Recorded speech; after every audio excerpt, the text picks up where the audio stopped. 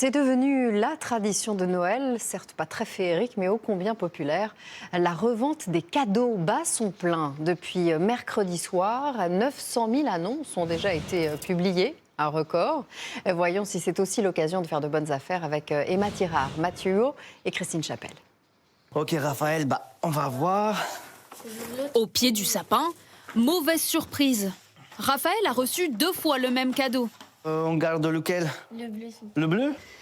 Plutôt que d'échanger le cadeau en magasin, son père préfère le revendre sur Internet. Il est même prêt à le brader pour s'en séparer rapidement. Le parfum, il était à 35 €. Je vais le mettre à 15 €. Ça sert à rien d'avoir autant de choses qu'on ne va pas utiliser. Un Français sur 2 a déjà revendu au moins un cadeau à Noël. La plupart espèrent simplement récupérer un peu d'argent. 52 € en moyenne. Une aubaine pour les plateformes de revente. On attend environ 500 000 nouvelles annonces par jour. Pour nous, en termes de business, c'est aussi important que la période des achats de Noël. En haut du classement des meilleures reventes, les vêtements, suivis des jouets, puis des livres.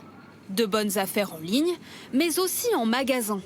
Dans celui-ci, on rachète et on revend des téléphones, des casques, mais aussi des sacs de luxe à prix cassé. L'an dernier, après les fêtes, 450 000 produits ont été déposés dans ces boutiques. Dans les prochains jours, on sait qu'il va y avoir une augmentation des ventes et les gens veulent s'en occuper assez rapidement. Et donc, ça se passe sur une quinzaine de jours après les fêtes. Amine cherche une console pour son petit frère, mais pas question pour lui de l'acheter au prix fort. Donc c'est 549 € une console neuve. Et ici? Et ici, elle est à, comme vous voyez, elle est à 369. Ah, ça vaut quoi après Noël? Une différence de 30 % par rapport au neuf.